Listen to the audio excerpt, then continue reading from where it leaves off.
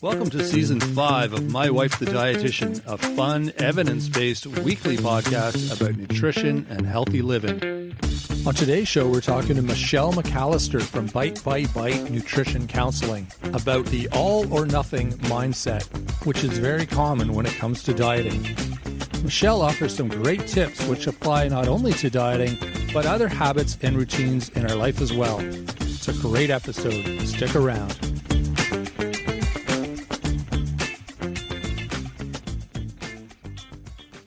Enjoying the show? You can help others find it and enjoy it too by giving us a 5-star rating or review.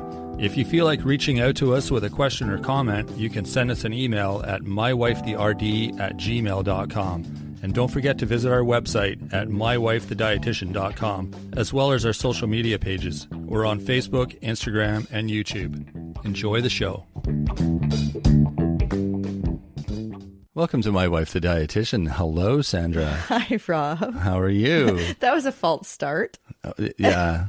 Sandra just jumped into it here a minute ago. And I would have gotten disqualified. This is take in 2. A race, eh? Yeah, you would have got disqualified. She's so excited about this conversation that she couldn't wait for me to do my little blurb at the beginning. I'm totally excited because I see this all the time with clients. This black and white thinking when they want to embark on a lifestyle change, especially with nutrition and eating and possibly some diet, that they think, well, I've got to do it perfectly, or I, got to start Monday, or, oh, I failed, I got to start tomorrow.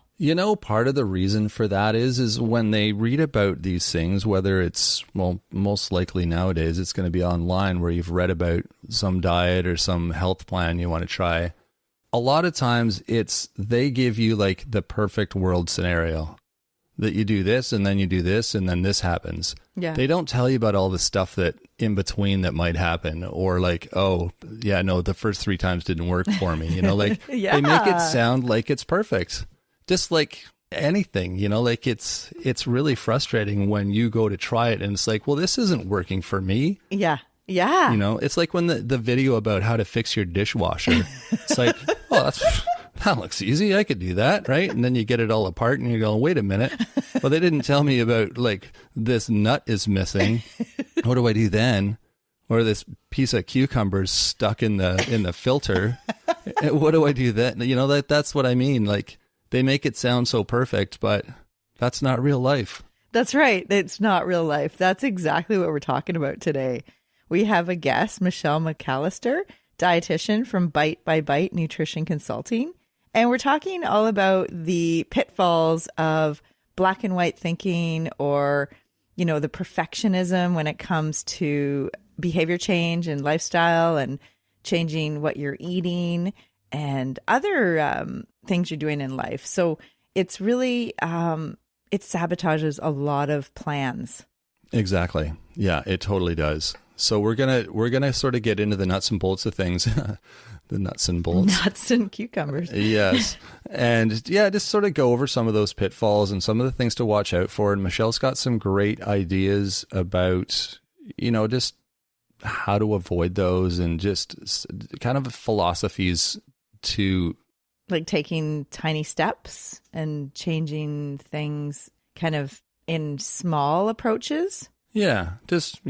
We'll let her get into it, but definitely some great ideas, and hopefully there'll be things you can apply to all aspects of your life. Yeah, and just realizing that mistakes are part of growing, and you got to be kind to yourself, and it's okay to start over again, or try something new if it didn't work. So this is I'm kind of getting into it already, but I can't wait to talk to Michele. Yeah. Well, let's go find Michele. She's around here somewhere, and we will bring her out and she can share her wisdom with us. So yeah, stick around.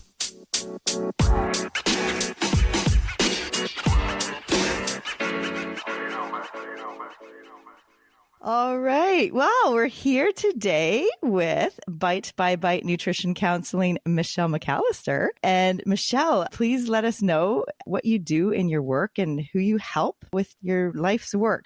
Awesome. Thank you for having me, by the way. This is no fun. problem. So I'm a registered dietitian, nutritionist, and diabetes educator and mind body coach. I work primarily with women, anywhere at the ages between 20 on up to 70, pretty big age group. No doubt. And most of the women I deal with, they either have prediabetes, diabetes, gut health issues like IBS, and sometimes autoimmune conditions. And my ideal client also usually may have some issues with chronic overeating. I bet that's pretty common, hey? Oh, yes, very much so. Yeah. Wow. Yeah, that sounds like similar.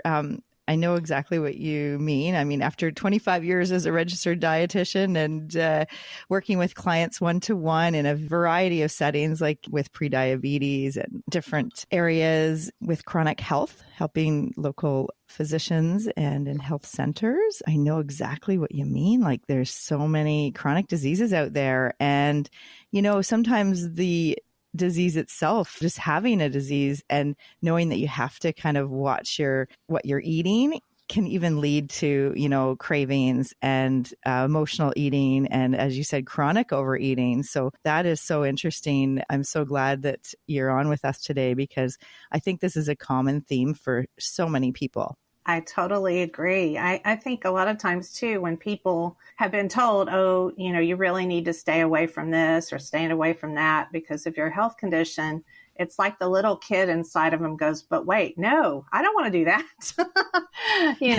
People want what they can't have. I think that's human nature, truly. Totally. Yeah. It's finding that middle ground. That's right. That's right. Exactly. And and knowing that you're going to have to be eating for the rest of your life. This isn't just a temporary fix for something. And that's kind of daunting to think, oh my gosh, like I really have to change my behavior, but that's what it takes. And it's like one step in front of the other, like one foot in front of the other, and just small changes to, overall behavior change that helps your health. But I read one of your articles, which I thought it was so interesting on your website for your services and products, Bite by Bite Nutrition Consulting. And there was a blog article titled "The Trouble with All or Nothing Thinking." And I love that because when I teach and facilitate craving change classes or talk to clients who are kind of on that diet roller coaster and they've been on one diet and maybe by the time they're age 60, they've been on, 40 to 60 different diets in their lifetime. And it's, I think that diet mentality can get really, it's a vicious cycle, right? And we've talked about that on this show a lot. But why does black and white thinking sabotage a diet? I think it really boils down to perfectionism, too, when you really peel back the layers. I think a lot of times when we think, that we can't make any mistakes. And then the tendency for most people when they say they've done, a mistake, they think, oh gosh, I've messed up. So I'm going to have to wait until tomorrow to start over again because I've messed up. This day is not perfect. And the problem with that, of course, it just goes on and on. Each day becomes another day to procrastinate making change because they're stuck in that I have to be perfect mindset. And it really is very problematic for making lasting change. Once people can let go of that perfectionism and can really just be kind to themselves and realize that change is going to take time and that we don't have to be perfect in order to make progress. I always love the saying progress, not perfection, because it's just such a critical thing. If we can let go of that perfectionism and really think about how can I implement this in my life? How can I make this work for me? And maybe it's taking very tiny steps, but at least that's movement in the right direction. And, then we can make lasting change and feel good about ourselves, not feel like we're failing at yet another diet, which, of course, the diet mentality is problematic on its own. Oh, totally. Yeah. Oh, that's so true. I like that. Progress, not perfection. Or, done is better than perfect. And just like, taking those small steps towards a healthy behavior change, because it's not like the next great thing and the shiny object of, oh, this diet sounds great. My friend did it and she lost 20 pounds. It's going to work for me. That is kind of what I hear with like the sentiments with different clients and different, people talking to people in different settings is like, oh, well, that diet works, so I'm going to try it. And it's this whole diet roller coaster again, right? And it really gets to you. Usually they don't work, and it really impacts your own mental health and how you feel about yourself. And you feel like a failure every time it doesn't work, which could be 40 to 50 to 60 times in your lifetime. It really does a number on your mindset and your overall self-worth and feeling of confidence, I think. Most definitely. I think too, the world we're living in now, people expect everything to happen so fast. And with change, it doesn't happen overnight. And like you were saying, Michele, it's small steps, and it might take 3 or 4 months to get to the goals that you're wanting, but people want all these fast fixes and these overnight, like by 7 days you can have this goal or whatever, and they fall for all these usually diet or fitness kind of traps, I'll call them, because that's what they are. And they hear about people who did it or whatever, but like Sandra said, it's not going to work in the long run. And really you need to make those small steps, and it takes a few months to sort of get to the goals. And I think realizing that as you go into the change kind of mentality, I think you need to realize that in order to make it successful. Definitely so. I think a lot of times just making things even very tiny so that you get the ball rolling, so that you feel like can do this. This is very doable if I break it into tiny chunks. I don't know if y'all have ever read the book Tiny Habits, but kind of talks about that. And if it's too big of a goal right off the bat, then maybe we need to scale that goal back a little bit and try something that is more doable. Mm-hmm. And much of the work I do with clients is helping them in, the work that I do with them, helping them figure out where are they getting tripped up? Where are the obstacles? And trying different things that can help them move past that. Right. So that they feel successful and realize this is something that I'll be doing for me from now on. And, I've got to figure out how to navigate real life. Yeah. Really. We've got friends that we've talked to as well that kind of want to see, like they're trying to make change in their life. Everyone's trying to like accomplish something, right? And some people get tripped up trying to figure out every step along the way to get to the destination. And it's like, that's just not reality. That's not life. I mean, you all you have to do is kind of know what your next step is and figure that out. And then once that happens, then you figure out the next step. Like you can't know the whole route right in the beginning, because that sort of prevents them from even taking the first step. And, you have to have some faith that the program will work, or whatever change you're trying to make, have faith in yourself and have faith that you'll figure it out along the way. And just like you said, one step at a time, and figure it out as you go along. I think just kind of figuring out that it's really not a destination. It's really the journey. It's the journey of change. It's the journey of how we grow with these changes that we're making. And when we view it as like, we're not going to get to this destination necessarily, we're going to be growing along the way. We're going to be on this health journey where we get healthier, but not thinking, okay, once we get there, we stop. We want to continue these things on, from now on. And I think that's, of course, where the habits come in. Right. Oh, yeah, I totally agree. And that's the whole thing too with lifestyle change and behavior habit changes. It's not a magic pill. Like I think people are looking, like Rob said, the quick fix. Like, oh, can you do some testing to make sure that I'm meeting everything? And I need the perfect supplement, and I want this diet. And actually, like you said, it's behavior change, and it's all those small little habits that we do daily that actually impact our overall health and our risk for chronic disease. Like we're talking about, moving more, sleeping better, managing our stress and relaxing, having some self-care, and definitely diet, nutrition come into that, obviously, and hydration.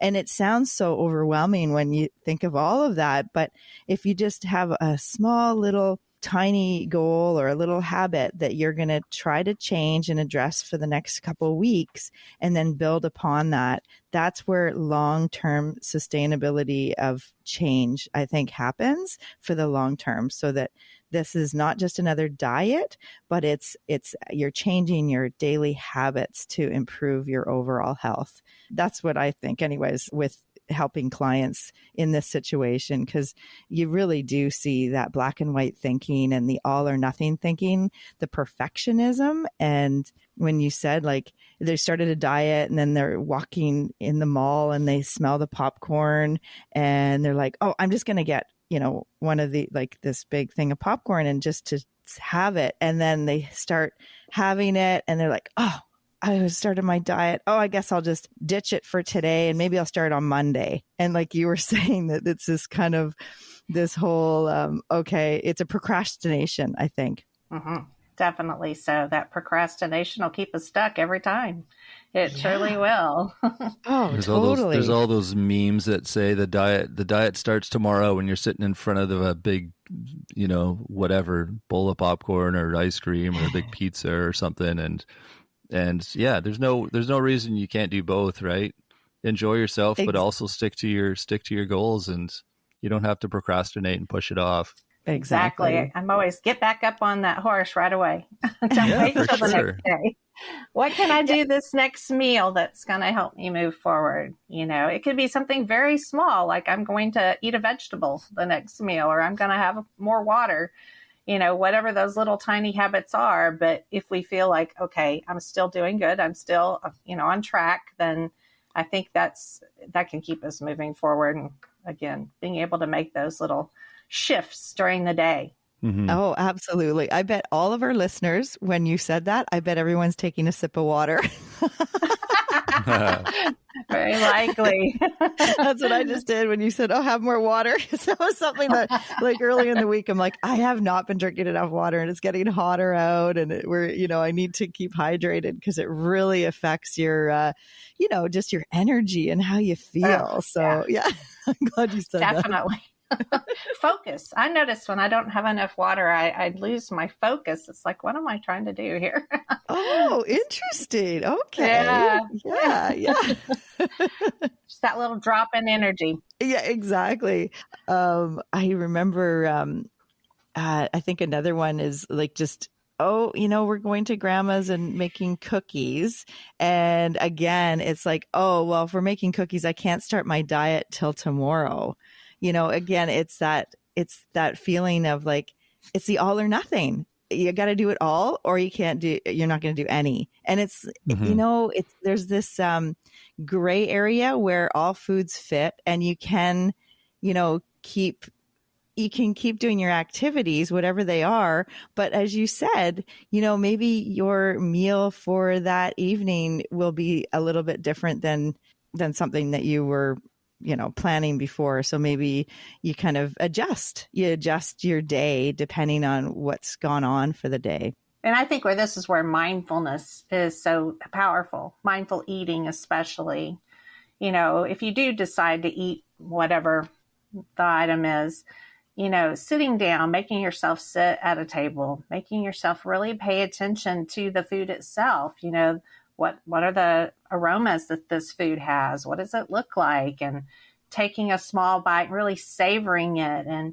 and taking the time to chew it thoroughly and, not judging yourself, for enjoying the food. I think there's just so much guilt that goes with eating that people really develop very unhealthy relationships with food because they feel like food is the enemy just because they're enjoying it. And of course, why do we have taste buds? We're meant to taste our food, right? We're meant to be able to enjoy it and savor it. And does that mean we have to eat a whole ton of it in order to get the enjoyment? No, honestly, just really when we slow down and we savor and we use a little self-talk, like, this is not the last time I'm ever going to see this food again.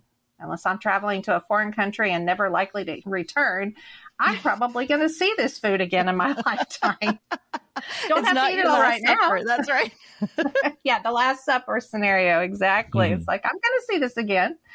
And, just telling yourself, you know what, when I get hungry again, I can eat again. This is not the last time I'm ever eating, Lord willing. I can eat again once that hunger returns. Absolutely. I know. And I think that people, a lot of times I hear, almost like, you eat a little bit more because you're going to go out and you don't know when the next time you're going to eat, or, kind of like, I don't know if it's called like preemptive eating or eating. I call it preventative eating. Yeah. Yeah, exactly. Preventative eating. Yeah. Do you see funny. that?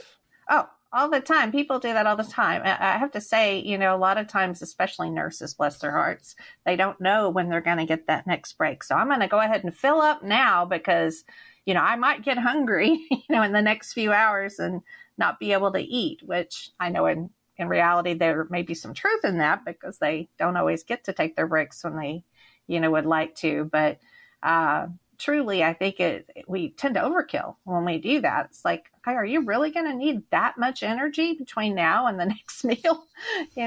Are we planning like running a marathon in the next, hour or so? Because Totally. I doubt very seriously you need that much energy, to make it. And people don't like to feel hunger. I think there's sometimes people that just are afraid if they get hungry, and maybe they've put themselves in that situation from doing dieting in the past. Like, okay, I've already met my calories for the day, so I can't eat until tomorrow. And, it's just not very intuitive.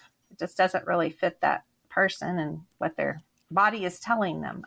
So exactly. Yeah. Like you said, if they've dieted in the past and they're not allowing themselves that hunger cue, almost like they shut down that hunger cue. So they're not being, as you said, like kind of mindful, or they're not listening to their own hunger. And it's kind of like, oh, I'm on this meal plan, so I have to do it at this time and this time and this time and this time, like times of the day. And, then it's not allowing your own intuition in terms of your gut and your hunger saying, okay, I'm hungry. I'm going to, stop when I'm full. And it's all part of it is just tuning in.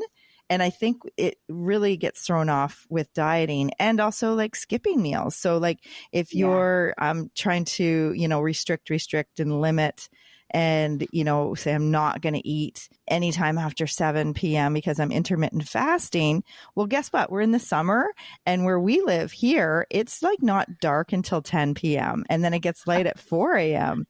But we're outside a lot of the day because it's summer and it's an outdoor living. So you end up moving more and naturally, probably expending more calories. So to say I'm not eating after 7 p.m., like some arbitrary number on the clock, it doesn't make sense to me, because if you think our ancestors, they would basically sleep when it's dark and eat when it's light. And when it's light till 10 p.m., it's okay to have something, like it's okay to eat a dinner a bit later. So it's kind of that balance, and to like listen to your hunger and tune into your body's signals. I think with dieting, you really turn those off over time. I think that's so true. And I love the term bio-individuality when it comes to eating. And just like knowing, really paying attention to how does my body respond to different foods at different times of day? What foods feel good in my body and give me energy? What foods take away my energy? Because that really, can give you a lot of information in what your particular body does best on. Mm-hmm. Just like some people, may do great on a plant food, based diet. And then there may be other people that really need to have animal protein, and, they need plants too, but maybe they don't, thrive on something that's just completely plant-based. It's just we're each different, and it depends on our own makeup, our own genetics, our lifestyle. There's just so many variables that really go into this. And That's a really good point, Michelle, because there's so many messages through social media. And if, like you said, their body kind of needs that animal protein, but everything they read on social media says, no, you have to be a vegetarian or a vegan or plant-based is the way to go, then they're going to have guilty feelings around, feeling like they want to eat meat. And, that's going to, tie into the struggle of, what am I going to eat? And maybe I should be on a plant-based diet. And I'm sure it contributes to their kind of mental feelings about food, right? Definitely. I think it really does. And I think, you don't really know these things until you stop and listen, to your body.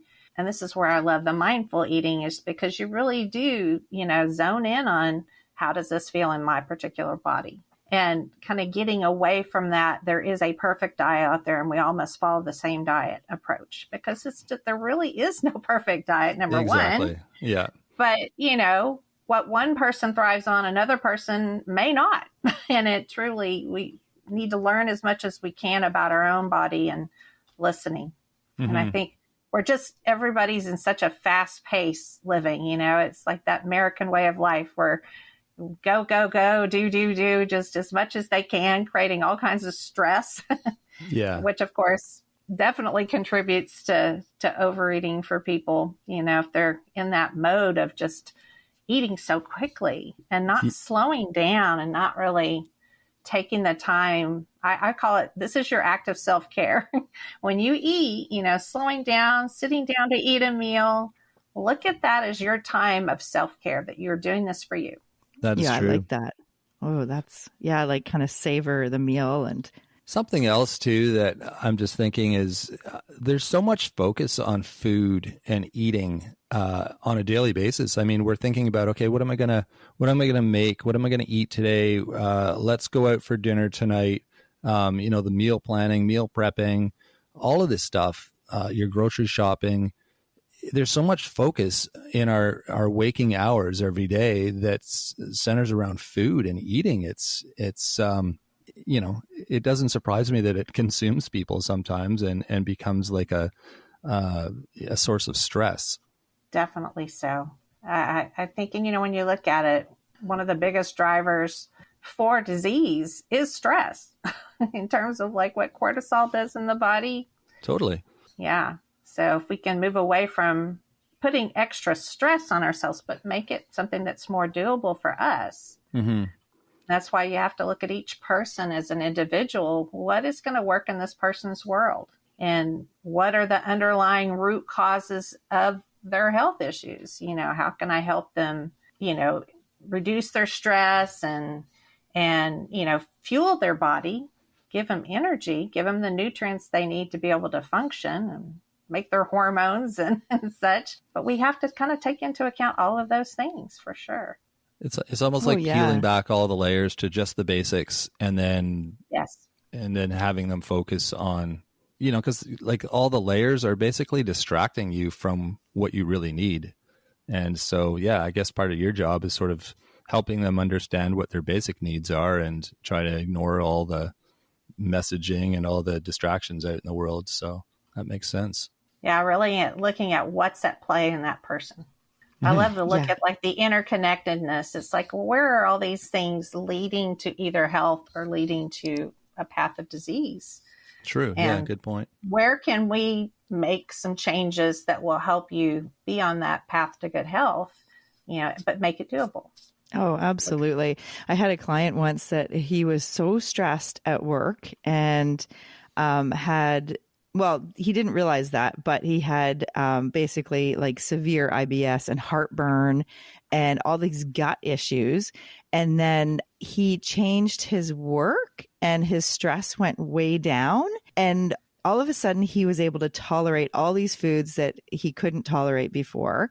So it was almost like not necessarily food allergies, but definitely intolerances. And it's a lot to do with, the fight and flight. So it's hard for your body to receive the nutrition and the food when you're under so much stress. And then, when you are relaxed and you're in a better situation, one thing, you're probably going to eat differently, but also your body, it's the rest and digest. So you don't have that cortisol like pumping through, like saying, run, run, run. And you got to move and you got to get away from the situation, or you're thinking about an email or a phone call or whatever is stressing you out. That all affects how your body digests and metabolizes the nutrition. So it's all very interrelated. And I think you said that you work with people with IBS and other gut health issues. And I bet that's one of the things that you look at, the functional nutrition and the root cause, like what is going on for this person. It might not be what they're eating per se, but it could be their environment and what kind of work they're doing and the stress. I don't know if you see that. Definitely so. The stress is huge. And this is part of one of the things I do with clients is having them do a quick stress scan on their body before they start eating. Like notice from head to toe, where am I carrying tension in my body? I know for myself working at a computer all day, it's, the neck, the shoulders, the back, and just even, honing into the fact that, oh, wow, I've got a lot of tension there. Let's take a second to stretch. Let's do some box breathing where we really slow down our breathing pace so that we can activate that parasympathetic nervous system so that we are able to digest our food better. And often I can say for a lot of my clients that deal with IBS and with, acid refluxes, when they actually start slowing down and like not being in a stress response when they're eating and they start really chewing their food thoroughly, a lot of those symptoms can improve just from that one little thing that they did. It's huge. That's amazing. It's so huge. I love that. That's a great idea. The stress scan before you eat, like just kind of tapping in and realizing that you need to be in a state of calm before you start eating, because your body's just not going to physically want to eat if you're completely stressed. But I think there's something called stress eating. Have you heard that term? Oh, most definitely. It's when we're in a stress response, you got to think about it this way too. The part of our brain that makes really good decisions, like the prefrontal cortex of our brain, it kind of goes offline when we're stressed. And it's that old caveman part of our brain that goes, hey, you want to feel better? Eat a lot of food right now. eat that whole bag of cookies because, in the past that's helped you feel good. So, let's do that. Instead of the good part of our brain that needs to be online to help us go, oh, maybe that's not the best idea. Perhaps I should get something with some nutrients in it. It's just when we're in that stress response, we really have to take ourselves out of that response in order to really get a handle on, feeling ourselves in the way that's going to be supportive for ourselves. Yeah. And having better coping strategies or different, like instead of using like comfort food or, the food to manage your emotions, there's other coping strategies. And I love that, like the deep breathing, the kind of tuning in to like, okay, also, I love we have a magnet on our fridge and it says reasons for eating. So why are you eating? What does the magnet say, Rob? It says, I'm just thinking of all the craving change we do, but we do groups with craving change. And we had the developer, Wendy Shaw, a dietitian, on a previous episode all about craving change and reasons for eating. And on the magnet on our fridge, it says, is this? And then it lists heart hunger, stomach hunger, or mouth hunger. So Rob's always making fun of like at a meal, or if he's like eating late at night, he's like, oh, this is definitely mouth hunger. I want this certain taste or flavor or texture. And a lot of times it's good to check in. It's like, oh, a lot of times people are eating because they are stressed or they are under a deadline and it's procrastination of whatever, task they're supposed to do. So they eat instead. Right. So that's pretty bored. Is that what you said? Yeah. They're bored. They don't know what else to do. I'm going to eat. I do that. I was like, you go through the kitchen, you're like waiting for something or you're downloading something and you got a few minutes and you like wander around and you look out the window and then you go and look in the fridge and see if anything jumps out at you. And, That's right. I'm not hungry. I'm just killing time. And food is a thing to do. Yeah, we figured that out during COVID shutdown, I think. Right. Yeah. How many times do we open and shut that refrigerator thinking that something new is going to appear in there that wasn't there the last time we checked? That's funny. Sounds like our kids here at home. Yeah. It's so funny. It's like, oh, wow, that magically appeared. Where was that last time I looked? Yeah. Or there's no groceries, Mom. There's no food. That's what it is. There's no food. And it's like, we just spent $300 on groceries. There's food. You just have to make it. It's not like staring you at the face, already done. Mm-hmm. It is so true. Goodness. Oh, totally. Yeah. Oh, wow. So yeah, there's just so much to it, right? And it's a journey, and like you said, it's very individual on the person, like what else is going on in their life, and where they're at, and what can they start to think about changing. And this is great. The work you do sounds very helpful. Like you're really supporting a lot of clients and helping with improving their health for the long term, like with the small changes in their behavior.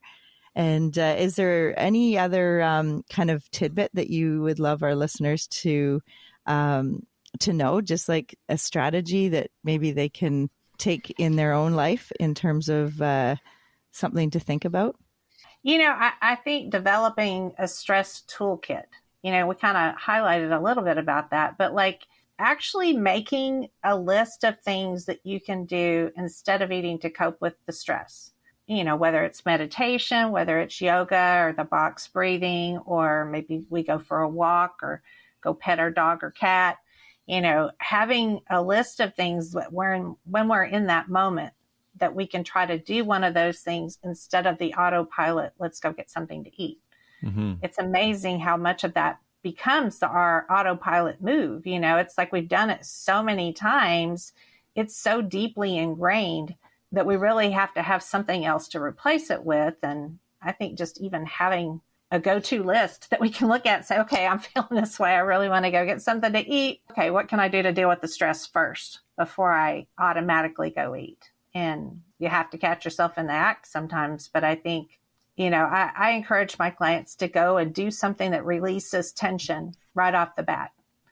And it might be something like shaking it off, whatever. But often when we have a built-up tension, it makes us want to eat. And I think, especially if people are craving something salty, crunchy, it's that act of crunching. If you think about it, it's a release of tension. And so if we can do something physical for even a minute, it might be enough to release that tension so that now we can address the stress before we do that autopilot going to look for food. Good idea. Oh, I like that. Yeah, I like that. Maybe there is a role or a function for that TikTok dancing that people are doing online. Yeah, exactly. Finally makes sense.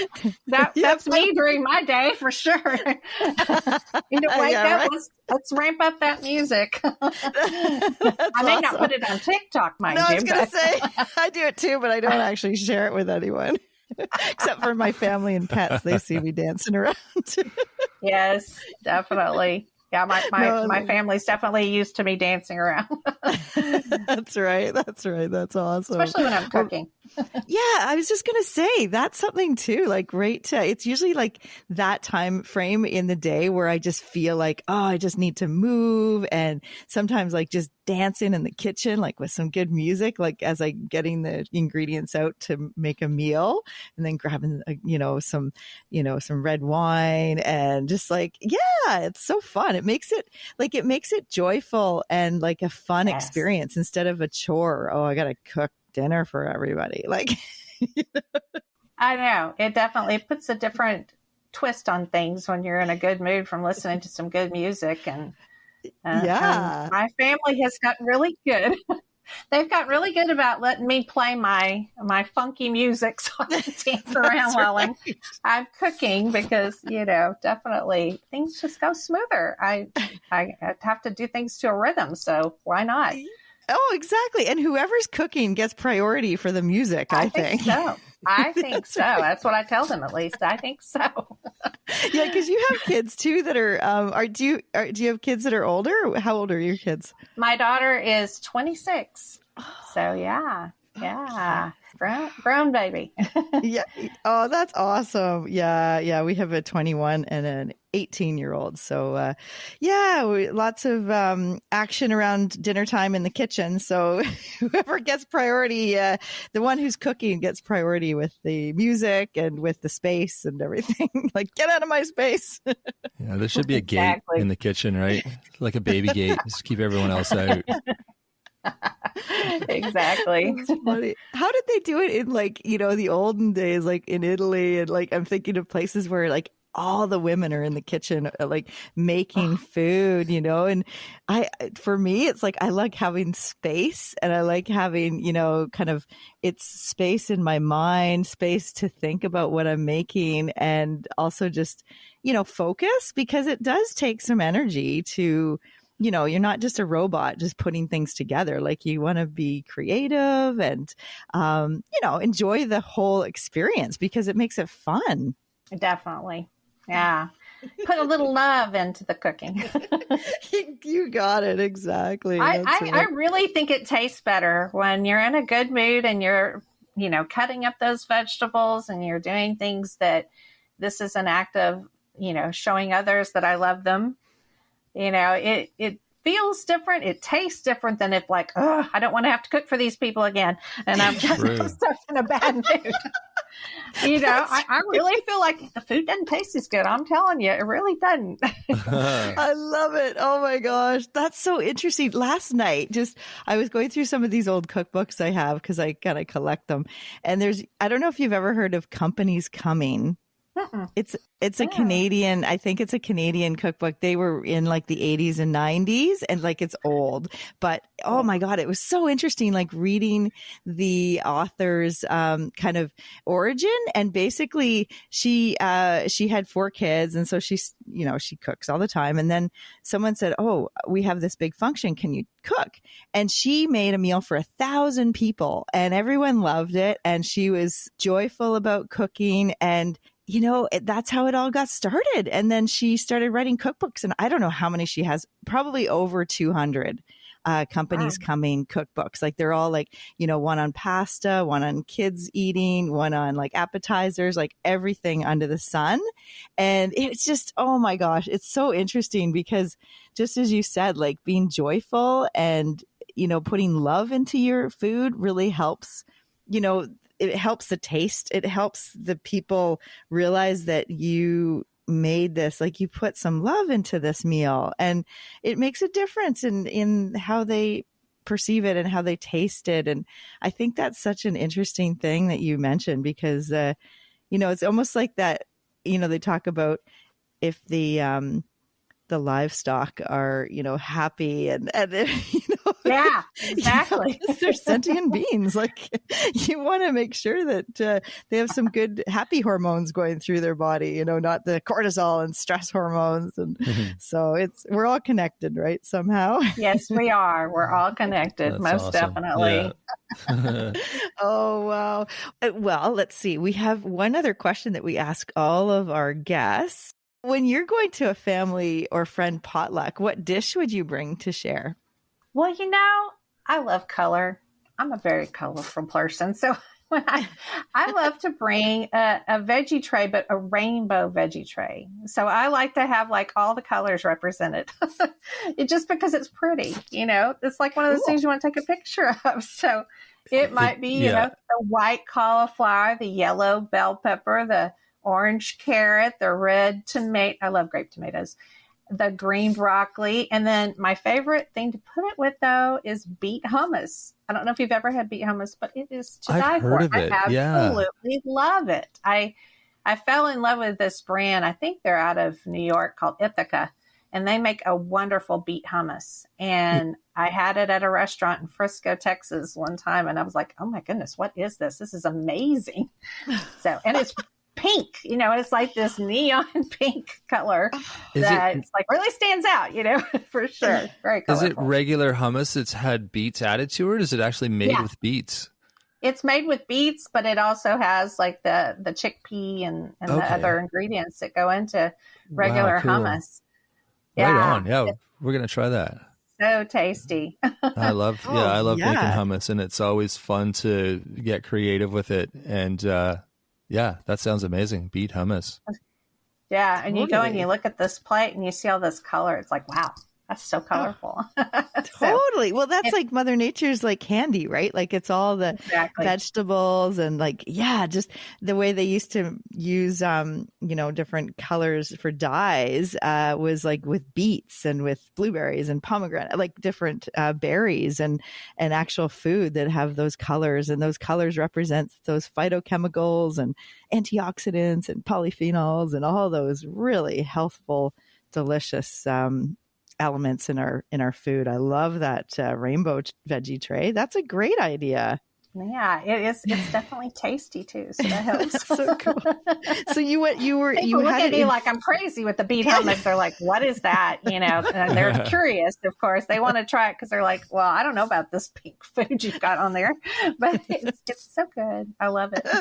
Sounds delicious. And you had the beet hummus in Frisco, Texas, and you're close to there in Georgetown. That's where you live, Georgetown, Texas. It's actually 3 hours away. I used to live in the Colony, Texas, which is close to Plano, Frisco area. And then I moved to Georgetown, which, Texas is huge. So, it's 3 hours away. But they had this little cute restaurant that served it I got mine on gluten-free toast because I deal with the gluten-free issue. But it had that, and it had avocado, and it had microgreens on top with the beet hummus. And it was just, it was so colorful, but it was just so yummy too. It was like, I love this. I'm going to copy this for sure. I love it. Yeah. That's when I usually get like ideas for recipes is like you're out at a restaurant and you have something. It's like, oh my God, this is so good. And I love the combination of different foods. And then I can make this at home. Like this is definitely, I love that you make that beet hummus now. Yeah. It is definitely good. And I just love to try new things, feel adventurous. I'm like, oh, this is different. Let's see what that is. Going in my food explorer mode, So I love going to like farmers markets too, just to see what kind of stuff people are growing. My new love lately has been purple and red carrots. Oh, fun. They're really good. They're so colorful. I'm like, I love these. They're just so good. I'm like, and the purple cauliflower is like really cool looking too. Purple and orange cauliflower. I'm like, why not? Yeah. And the little purple and the red potatoes, like the little ones that are, I love that. Oh yeah. It's so cool. I mean, we're so lucky to be a dietitian because all these things that we can, explore and be creative and go to farmers markets and, all these things are part of our your world. Yeah. Part of our world and our craft and how we help people too, just to give other people ideas because like the beet hummus is a great idea. Like this is something that hopefully some of the listeners can look into and try with their veggie trays or their veggie, even in their kids' lunch and, with picnics and stuff like that. So this is great. Yeah, I think they'll enjoy it. Yeah, we'll have to try it when we come visit you in Georgetown, Texas, when we go on our North American road trip, Rob? Exactly. That's awesome. Well, thank you so much for coming on the show today, Michele. And can you let us know where we can send people to find you online? Sure. Of course, I am on Instagram, and it's optimal.health.dietitian. And then, of course, my website is bitebybytenc.com. And, of course, the second bite is spelled B-Y-T-E, which kind of throws people. But when you're looking for a name, then a lot of things have already been taken. You got to get creative. So my husband actually came up with my business name, and I thought it was really clever since I'm doing stuff online. My intention when I started my business is I want to do things, online And then COVID happened, and it's like, oh, I guess you are online, like fully now.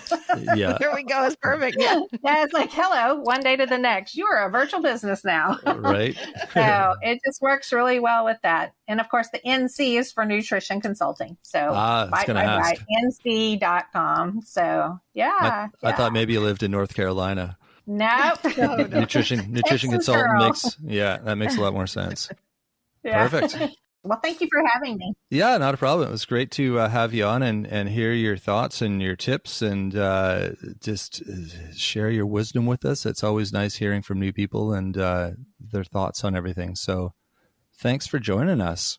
All right. Thank you. And I hope that I'm sure the listeners will go to your website and check out Bite by Bite Nutrition Consulting. And you've got some really interesting articles on your blog. And that's where people can schedule an appointment with you too for virtual counseling and personalized nutrition counseling. So this is awesome, and really appreciate you taking the time out of your day to join us here today, Michele. Thanks so much. Thank you. All right. We'll talk to you again. Thanks for joining us. All right. Bye-bye. Bye. Great quotes from Michele, eh? Progress, not perfection, and let go of perfectionism. Yeah, she had some great ideas. Yeah. And the idea of tiny habits.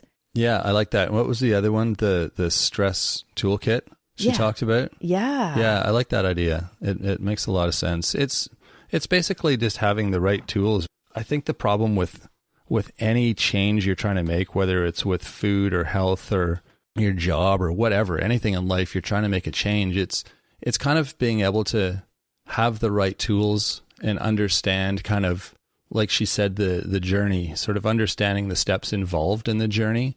It makes it a little bit less intimidating, just trying to make this big, huge change. But, if you sort of break it down and you have the tools to work with, it makes it a lot easier. Oh, absolutely. I think people are quite overwhelmed when they think of, I got to do all of this, like all of these things every day. That's impossible. And then we're humans and creatures of habit. So, you fall back on the routines and things we've always done. Plus, when we're stressed, we do those habits that are comforting. Yeah, we retreat to our comfortable nest, Yeah, exactly. Something else I was going to mention too, when we were in our interview with her, is something I've experienced. It's more with working out, but it applies to anything, and it's creating that perfect plan, which is, relates to the black and white thinking again. Like with when I started working out years ago, I would say, okay, like on Monday I'm going to do this, on Tuesday I'm going to do this, on Wednesday I'm going to do this,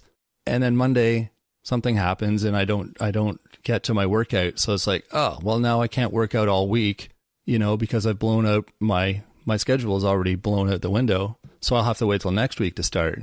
And you always used to give me a hard time about that. It says, well, just start it on Tuesday. And but I can't, because it's based on like Monday, I have to do a certain thing. And so, yeah, then I changed that and figured out a different plan that would allow me to go whenever. But, having that super strict routine is it's just going to bite you in the butt.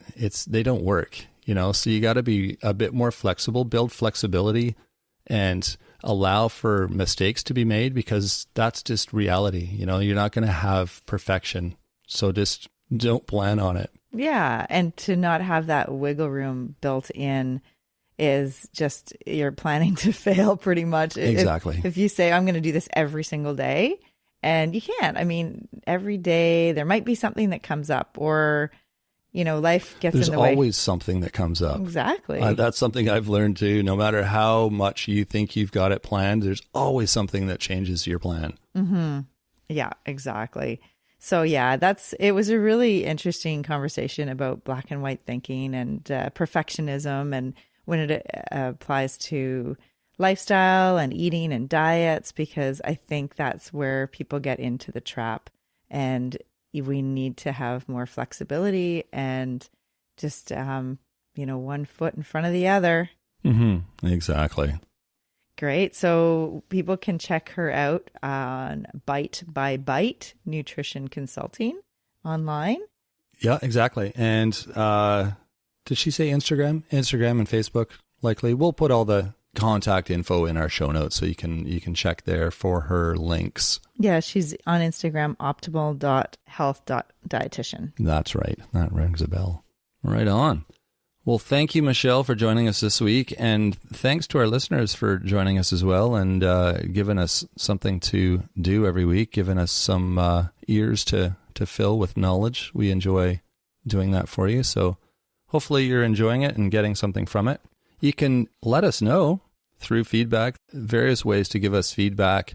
You can rate and review the show. That's super helpful. There's always a way to do that on whatever platform you're listening.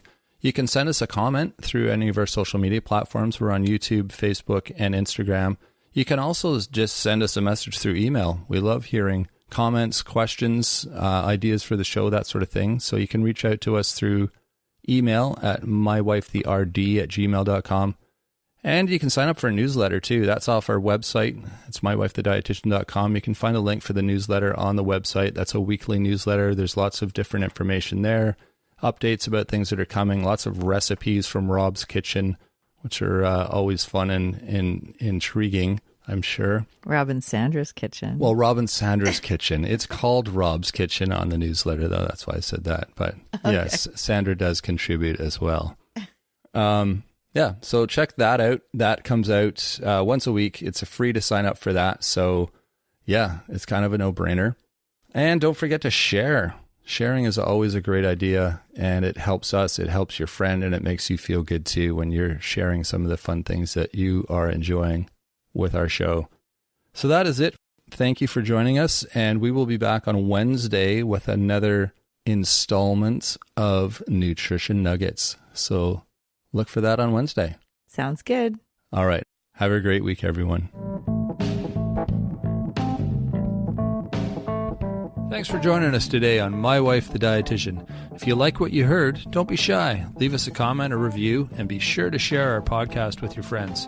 If you'd like to hear more, hit that subscribe button. You can also follow us on our social media pages for updates, episode trailers, and other odds and ends. For more info and links on what we discussed on today's episode, check the show notes. We'll be back next week with another informative and fun-filled episode.